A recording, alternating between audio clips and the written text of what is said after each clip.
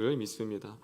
자, 우리 설교 전에 우리 한번 진단을 한번 해볼까요? 우리 앞에 보시면 자, 체크리스트가 한 10가지 질문이 있습니다. 우리 한번 띄워주실까요?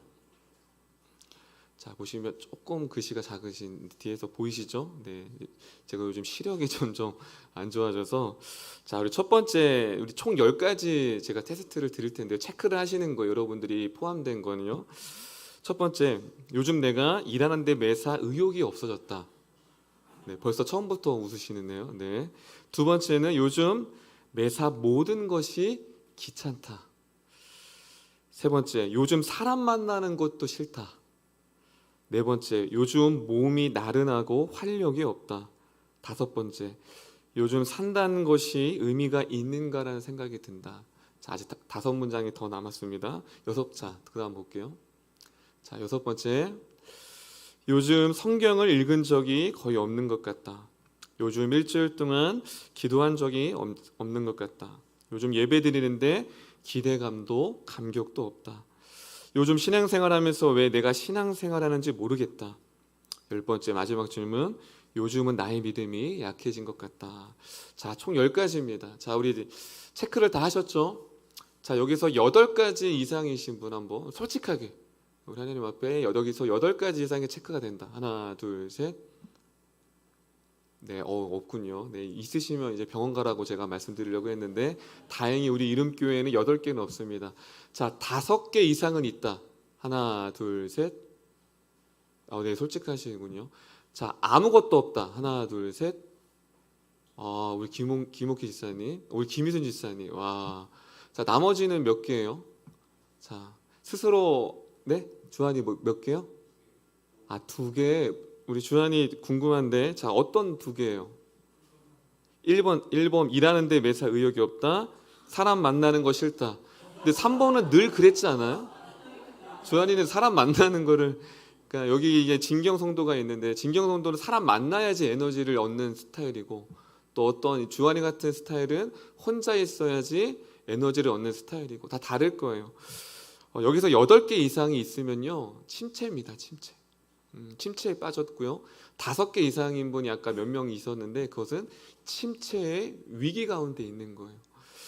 여러분, 우리가 때로는 무기력이라고 하죠. 되게 삶의 일상에 의욕이 없어요. 회사 일을 열심히 다녔던 사람도 침체에 빠지면 어떡하죠? 그렇게 몰두했던 회사 일도 너무 귀찮아집니다. 그리고 사람 만나는 걸 좋아했던 성향도 침체에 빠지면요, 사람 만나는 게 싫어져요. 그리고 몸이 나른하고 활력이 없어집니다. 여러분, 신앙생활도 마찬가지예요. 여러분, 침체에 빠지면 예배드리는 게 기쁨이 없어요. 기도하는 것도 그렇고 모든 메시지가 부담으로 옵니다. 내가 해야만 어떤 율법으로 다가와요. 여러분, 이런 현상들이 어떤 현상이냐면 바로 내가 조금씩 지금 삶 가운데 영적으로, 마음적으로 삶의 모든 침체가 왔다라는 증거입니다. 그런데 여러분, 침체는 누구에게나 오는 거예요. 여러분, 이 침체가 왔을 때, 여러분, 우리가 오늘 이제 너무나도 유명한 본문이죠. 엘리야가 영적인 침체에 빠졌을 때 이 삶을 보면서 지금 여러분들이 침체에 빠질 수 있고 또 침체의 위기 가운데 들어가시는 분도 있고 여러 가지 우리가 언제든지 영적인 침체, 신앙의 침체가 올 거예요. 그럴 때 우리가 어떻게 하나님 앞에 회복하고 나아갈지 좀 말씀을 봤으면 좋겠습니다. 우리 오늘 본문인데요. 자, 우리 몇 절을 보시냐면 우리 19장 3절입니다. 자, 우리 오늘 본문을 보시면서 여러분이 무기력과 무능함과 일상 가운데 침체가 왔을 때 우리가 어떻게 회복되어야 되는지 우리 말씀을 한번 찾아보겠습니다. 우리 열왕기상 19장 3절 보겠습니다. 19장 3절 크게 한번 읽어볼까요? 시작.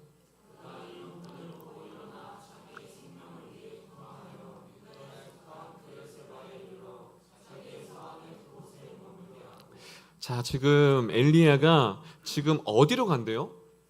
3절에 보면 유다에 속한 다가답니다. 브엘세바. 여러분, 엘리야는요, 북이스라엘 선지자예요. 여러분, 북이스라엘과 남유다가 나눠졌잖아요. 그렇죠? 여러분, 엘리야가 어디 선지자라고요? 북이스라엘의 선지자예요. 그런데 지금 어디로 갔어요?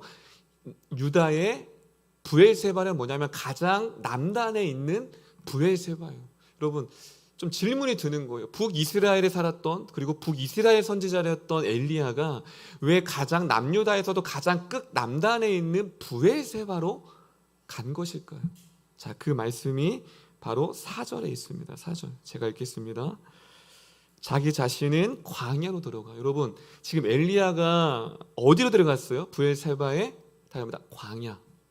여러분, 어디로 들어갔어요? 엘리야가 광야로 들어갔어요. 여러분, 광야는 우리가 다 아는 것처럼 마실 물도 없고요, 먹을 것도 없고, 그리고 무엇이죠? 아무것도 없어요. 그리고 여기서 특히 브엘세바라는 지역은 가장 험난한 지역이에요. 그래서 아무런, 여러분, 광야가 원래 그늘이 없지만 이곳은 더 그늘이 없고 땡볕이 강하기로 유명한 곳이 어디냐면 브엘세바입니다. 근데 왜 그렇게 타들어가는 그 브엘세바로 갔을까요? 자, 4절 하반절에 보면 대단합니다. 한 로뎀 나무에 앉아서 자기를 죽기를 원하되. 여러분, 이 본문을 여러분 읽으실 때 이해가 되세요? 여러분, 누구죠? 엘리야예요. 여러분, 엘리야 하면 선지자 중에서도 가장 큰 기적을 맛본 사람이 엘리야. 여러분, 엘리야 하면 딱 떠오르는 사건 딱 크게 두 가지가 있죠. 첫 번째 뭐죠? 850대 1. 우리 최성희 사님 이렇게 한참 전성기 때 몇 대 몇까지. 네. 과거 얘기하면 우리 박 지사님이 또, 네, 제 친구가 한 8대 1 정도는 싸우더라고요. 걔가 그 통합장이었거든요. 아마 여기 계륜 형제처럼 등치가 큰데 그 친구 옆에 제가 한창 따라다녔어요. 한 8대 1까지는 봤는데, 여러분, 엘리야는 몇 대 몇이에요? 850대 1. 아세라와 바알 신을 숭배하는 그들과 850대 1로 해서 불을 내려서 번제단을 쌓았어요. 여러분, 엄청난 기적이죠. 또 어떤 기적을 맛봤죠? 비가 오지 않았을 때에 기도함을 통해서 가뭄 가운데 비를 내렸던 선지자가 누구예요? 엘리야의 선지자. 여러분, 수많은 선지자 중에 하나님의 놀라운 기적을 경험한 선지자가 유일해요. 그런데 그 엘리야가 지금 뭐 하러 간대요? 죽으러 간대요. 여러분, 이 본문이 이해가 되세요? 저는 이 본문을 대할 때마다 어떻게 엘리야가 여기까지 왔을까? 그런데 자신이 죽기를 바랬던 장소가 어디예요? 다답니다. 로뎀나무. 여러분, 로뎀나무 하면 여러분들이 어떠한 인식이 있죠? 어떤 심. 저희도 신혼부부를 로뎀나무로 했는데, 여러분, 로뎀나무의 뜻은 영어로 뭐하냐면 답니다. 브롬트리. 브롬트리. 그럼 브롬이 뭐죠? 영어로? 브롬이? 우리말로? 모르시는 건 아니죠. 빗자루. 그럼 브롬이 빗자루라는 뜻이 있어요. 빗자루. 자, 그렇다면 왜 로뎀나무를 브롬트리, 빗자루 나무라고 했을까요? 우리 여러분, 로뎀나무 사진 한번 볼까요? 자, 여기서 앞에 있는 이 나무가 로뎀나무예요. 뭐처럼 생겼어요? 마치요? 빗자루처럼 생겼죠. 여러분, 로뎀나무 하면 우리가 그늘심이라고 하잖아요. 근데 실제로 로뎀나무는 그늘이 없어요. 실제로 이 나무예요. 그래서 브롬트리예요. 빗자루. 여러분, 가장 태양볕이 강한 브엘세바에서 아무런 그늘이 되지 않는 로뎀나무를 택했어요. 여러분, 이 엘리야가 자기가 죽으려고 하는데 그 죽으려고 하는 장소가 어디예요? 로뎀나무였어요. 그것은 무엇이죠? 로뎀나무는 당시에 비참함을 상징해요. 이 로뎀나무는요. 로뎀나무는 무엇을 상징한다고요?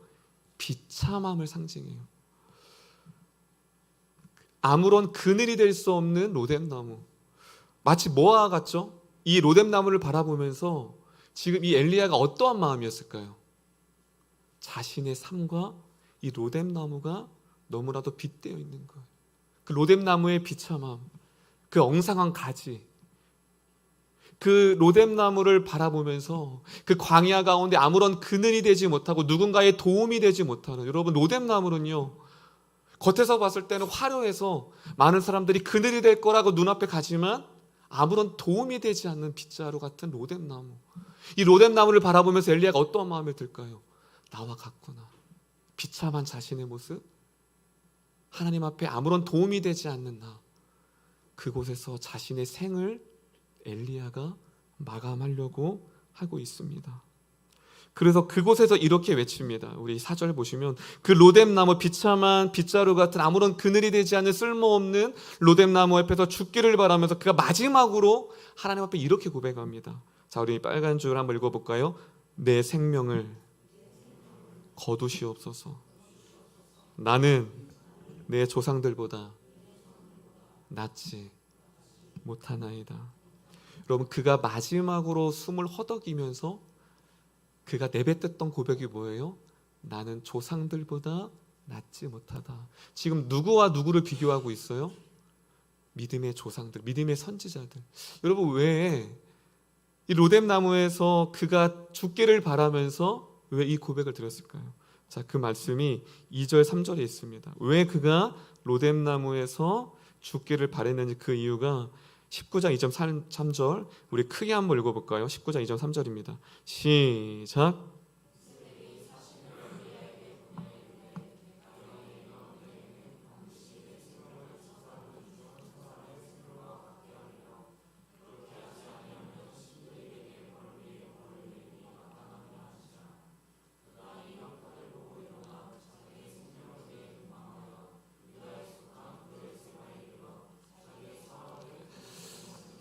여러분, 2절 3절은 뭐냐면요, 이세벨, 당시에 북이스라엘의 왕이 아합 왕이었거든요. 그 아합 왕의 아내가 이세벨인데, 이세벨은 되게 사악한 년이었어요. 그 이세벨이 선지자들을 당시에 다 옥에 가두고 죽이는 상황에서 엘리야가 자신의 부하 850명을 죽였잖아요. 그래서 그가 선언합니다. 내가 엘리야, 너 반드시 내가 너를 죽이겠다. 그 소식이 누구한테 들렸어요? 엘리야에게 들려왔어요. 그때 그가 무엇이죠? 3절에 보면 이 형편을 보고 생명을 위하여 도망치라. 여러분, 지금 무엇이죠? 엘리야는 발달합니다. 무능함과 두려움과 불안함과 마주했습니다. 그럼 지금 엘리야가 뭐와 마주했어요? 자신의 무기력함, 무능함. 여러분, 850대 1로 싸웠고 가뭄 가운데 있었던, 비를 내렸던 그 엘리야, 기적을 맛봤던 그 엘리야가 이세벨이 자신을 죽인다는 소식 하나 들었을 때 마음에 뭐가 들어왔어요? 불안함과 두려움이 찾아왔어요. 그때 엘리야가 느낀 건 무엇이죠? 무기력함, 무능함, 실패자, 낙오자, 더 이상 자신의 사명을, 선지자로서의 사명을 감당할 수 없을 것 같다라는 무기력함이 찾아오기 시작했어요. 사명을 포기하고 싶다라는 자신을 마주했을 때 엘리야는 살아갈 이유를 찾지 못했어요. 무기력해. 더 이상 이 사명을 이끌어 나갈 힘이 없었어요. 아니, 자신도 없었고, 아니, 그러고 싶지도 않았어요. 여러분, 자신의 무기력함을 만났을 때 여러분 얼마나 힘든 줄 아세요? 자신이 선지자예요, 여러분. 하나님의 기적을 맛봤어요. 그런데 자신의 그 이세벨의 자신을 죽인다는 그 하나님을 신뢰하지 못해요. 여러분, 엘리야가 몰랐을까요? 그 정답을요?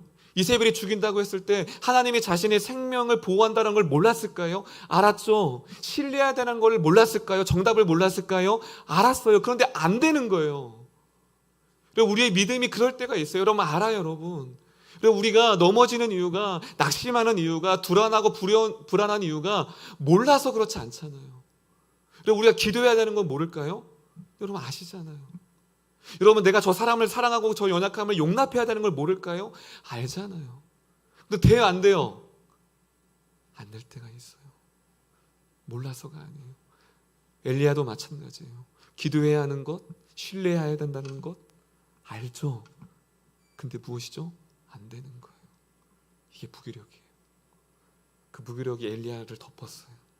그때 자신은 더 이상 살아갈 이유도, 살아갈 존재도 없었습니다. 그래서 그는 사명의 짐과 이 땅에서의 삶을 다 포기하고 싶었습니다. 여러분, 그럴 때 있어요.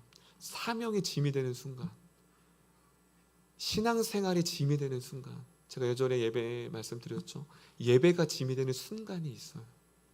내가 해야 되는 어떠한 그것이 나를 짓누를 때가 있어요. 왜 그렇죠? 해야 되는 걸 알지만 내가 그것을 감당이 안 되거든요. 지금 엘리야가 그러한 가운데 있습니다. 여러분, 이렇게 자신의 사명을 포기하고 뒤로 하고 도망친 엘리야를 바라보며 먹을 것도 없고 마실 물도 없고 태양볕에 그늘도 없는 그 광야 가운데 던져진 엘리야를 바라보며 여러분, 하나님의 마음이 어땠을까요? 아버지의 마음이 어땠을까요? 그 마음이, 아버지의 마음이 5절에 있습니다. 우리 19장 5절입니다. 19장 5절. 열왕기상 19장 5절, 우리 크게 한번 읽어볼까요? 5절입니다. 시작.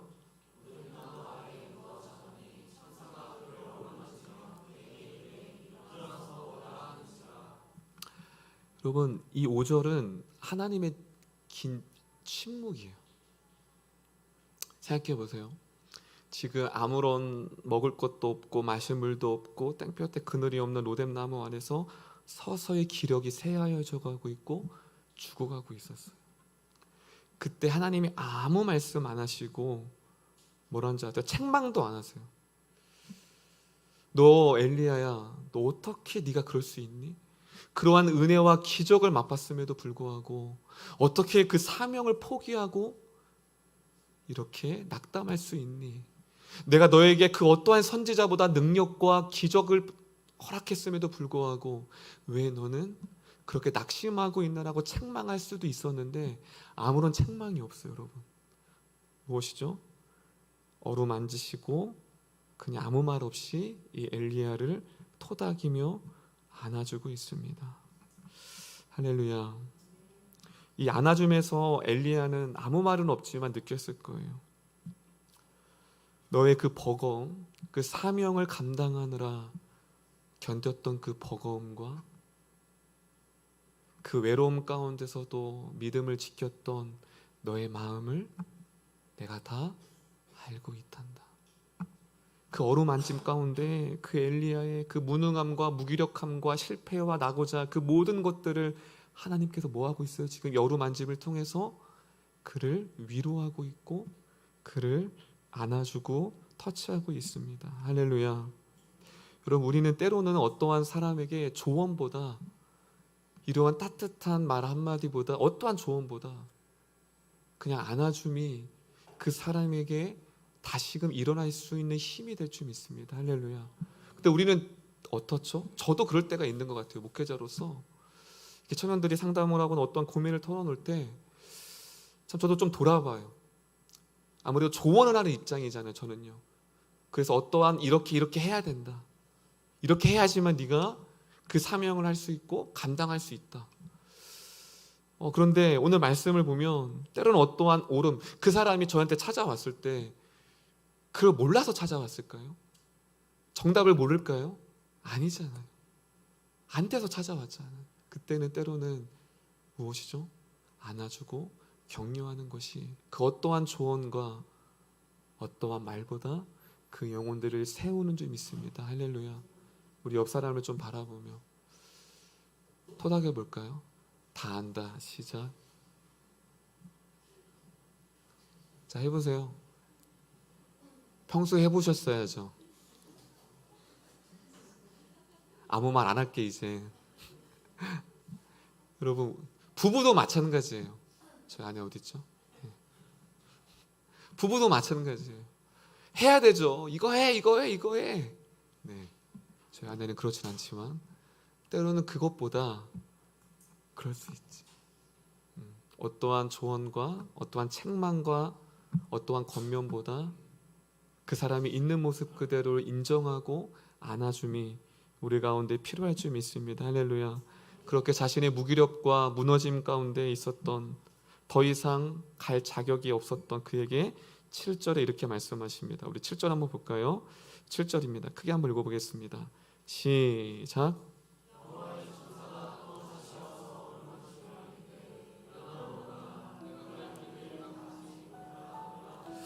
참 이 7절의 말씀을 제가 볼 때마다 참 위로가 돼요. 그에게 더 이상 사명의 길을 이어갈 수 없겠다라고 다 선언했던 그 엘리야, 그리고 그 사명을 더 이어갈 자격이 없다라고 생각해서 생을 마감하려고 했어요, 여러분. 그런데 7절에 무엇이죠? 계속 그래. 반복되는 게 뭐냐? 어루만지시며 먹으라. 식음을 전폐했어요. 죽으려고. 물도 안 마셨어요. 생을 마감하려고. 그 엘리야에게 먹이십니다. 먹어라 엘리야야. 먹어야지 힘내지. 먹어야지 갈 수 있어. 그리고 무엇이죠? 네 갈 길을 다 가지 못할까 하노라.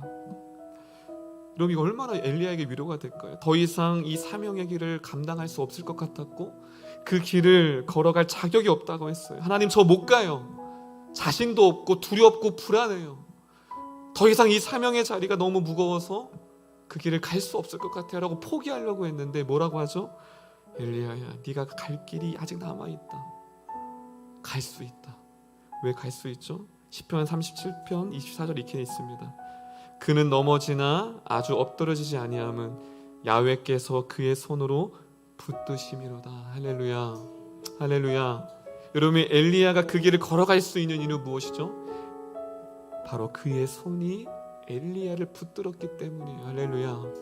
여러분, 포기하고 싶습니까? 때로는 여러분의 무기력과 낙심 가운데 할 수 없음을 바라보며 모든 것을 내려놓고 싶습니까? 시편 기자가 말합니다. 넘어질 수 있대요. 그런데 무엇이죠? 하나님의 손이 여러분의 삶을 붙들고 있고 지키고 있다라고 말씀하고 있습니다. 여러분, 로뎀나무는 비참의 장소예요. 로뎀나무는 우리는 심의 장소, 회복의 장소라고 생각하잖아요. 그런데 원래 로뎀나무는 비참의 장소예요. 그런데 그 비참의 장소가 누구를 통해서 회복과 심의 장소가 되었죠? 바로 하나님입니다. 할렐루야. 여러분, 비참의 로뎀나무는 무엇이냐면 이제 자신의 생을 마감하려고 비참의 장소로 찾아갔던 장소였어요. 그런데 그 로뎀나무가 어떻게 회복의 장소, 쉼의 장소, 치유의 장소가 됐죠? 그 비참했던 장소 가운데 하나님이 거하시기 때문에, 그곳에서 하나님을 만났기 때문에 비참의 장소였던 로뎀나무가 회복과 치유의 장소가 되었습니다. 할렐루야. 여러분의 비참한 장소가 어디입니까? 가정입니까? 직장입니까? 여러분이 비참하다고 생각하는 그곳이 어디입니까? 여러분의 공동체입니까? 그 비참했던 그곳이 하나님을 통해 회복과 쉼과 치유의 장소가 될 줄을 믿습니다. 할렐루야. 절망의 자리였던 그 로뎀나무가 하나님의 위로와 붙드심을 통해 기쁨과 환희의 자리로 바꾸셨던 하나님. 여러분, 오늘 본문은 무엇이냐면 저희에게도 위로가 돼요. 여러분, 목회자라고 낙심 안 할까요? 목회자라고 힘듦이 없을까요? 있죠. 그런데 목회장엔 그게 있어요. 나는 넘어지면 안 된다. 내가 넘어지면 내가 맡겨진 이 영혼들은 어떻게 할까? 그래서 목회자에게는 그 마음이 있어요. 강박관념이 있어요. 넘어지면 안 돼. 그런데 오늘 말씀은 우리에게 말합니다. 여러분도 그럴 수 있어요. 내가 청년들 때문에, 내가 리더인데, 내가 임원인데, 내가 그래도 직분이 있는데. 그런데 오늘 본문은 무엇이죠? 낙심할 수 있고 넘어질 수 있고 포기할 수 있다고 말합니다. 할렐루야, 할렐루야. 그럴 때 우리에게 오늘 이 메시지는 무엇이죠? 여러분, 오늘 말씀 제목이 무엇이죠? 답니다. 있는 모습 그대로. 여러분, 엘리야는요 자신의 무기력과 무능함을 감추지 않았어요. 여러분, 이 선지자 그 소식을 듣자 도망갔어요. 만약에 엘리야가 사람들의 시선을 의식했다면, 내 그래도 직분이 있지, 이 선지자라는 직책이 있지, 그가 자신의 신분과 처지를 의식했다면 그는 이 회복이 없었을 거예요. 그는 자신의 있는 모습, 무기력한 상태로 있는 모습 그대로 사람들의 시선을 의식하지 않고 하나님 앞에 자신의 영혼의 상태를 숨기지 않고 아버지 앞에 나갔습니다. 그럼 우리는 의외로 다른 사람들의 시선을 의식해요. 다른 사람이 나를 믿음 없다고 생각하면 어떡하지? 나를 무능한 사람으로 생각하면 어떡하지? 나를 연약한 사람으로 보면, 내가 사람을 외면한 사람으로 생각하면 어떡하지? 자꾸 우리는 다른 사람들의 평가와 다른 사람들이 나를 어떻게 볼까라는 것을 의식해요. 그래서 무엇이죠? 책임져야 하는 위치 때문에 힘들다는 내색을 하지 않아요. 그래서 혼자 모든 짐을 자신이 지으려고 합니다. 그래서 감정을 솔직하게 드러내지 않아요. 그래서 제가 청년들에게 요즘 자주 하는 말이 있습니다. 제발 투정 좀 부려라. 제발 투정 좀 부려. 여러분 여러분 우리 어른 집사님들도 마찬가지. 여러분 목자가 있는 이유가 무엇이죠? 투정 부리는 거예요. 우리 남편 때문에요. 투정 부리는 거예요. 내 아내 때문에 투정 부리는 거예요. 요즘 내 자녀 때문에. 여러분 그 투정을 누구한테 부리겠어요? 감추지 마세요. 있는 모습 그대로. 무너지면 무너진 대로, 낙심하면 낙심한 대로 감추지 마시고 여러분의 감정을 목자에게 하나님 앞에 그렇게 숨김없이 고백하는 저와 여러분이 되었으면 좋겠습니다. 할렐루야. 여러분 우리는 때로는 로뎀나무가 필요해요. 무너짐과 실패가 필요해요. 엘리야는 이 무너짐과 실패가 있었기 때문에 하나님의 위로를 받았습니다. 여러분 완벽하려고 하지 마세요. 넘어지지 않으려고 너무 아둥바둥하지 마세요. 넘어지면 됩니다. 왜 그렇죠?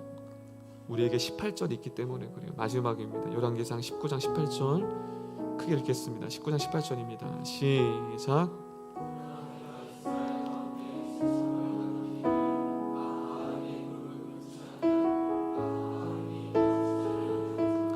아멘. 여러분 그는 홀로 그 싸움을 싸운 줄 알았는데 하나님이 무엇이라고 말하죠? 엘리야야 너가 혼자인 것 같지? 바알에게 물을 꽂지 않은 몇 명을 남겨뒀어요? 7,000명. 그에게 공동체 동역자를 붙여주셨어요. 할렐루야. 혼자 걸어가고 있다라고 생각했던 그에게 하나님이 예배한 공동체. 우리도 마찬가지예요. 우리에게 공동체는 누구죠? 바로 이름교회가 여러분의 평생 동역자이고 공동체입니다. 믿으시는 분들만 아멘. 전 여러분 우리 이름교회가 이 로뎀나무가 되었으면 좋겠어요. 비참하고 낙심되고 무기력한 자들이 이곳에 모여서 그늘이 되어주고 여러분을 통해 하나님의 그늘을 느낄 수 있는, 그리고 서로 그 투정을 부릴 수 있는 사람. 우리 마지막으로 옆 사람에게 내가 당신에게 투정 부리겠습니다. 또 마지막으로 내가 당신의 로뎀나무가 되겠습니다. 할렐루야. 우리 한번 손 잡아볼까요? 네, 어색하지만 네. 여러분 이게 은혜예요. 우리가 로뎀나무예요. 그래서 이따가 또 끝나고 인사할 때 어떻게 인사해야겠죠? 내가 당신의 로뎀나무입니다. 로뎀나무입니다. 힘이 있는 거 그냥 안아주세요. 조언하지 마시고 너 이렇게 해야 돼, 이렇게 해야 돼가 아니라 그냥 만나면 청년들 안아주시고, 또 여러분 청년들은 그냥 부모님 같지 않아요. 그냥 안기세요. 그냥 오늘 끝나고 안기세요. 그냥 안아주세요. 그냥. 그리고 더 나를 힘들게 하는 짜증나는 그 친구가 있으면 내가 너 안아줄게 하면서 안아주세요. 그러면 그것이 우리 안에 큰 참된 쉼과 위로와 회복이 될 줄 믿습니다. 할렐루야. 로뎀나무 이름교회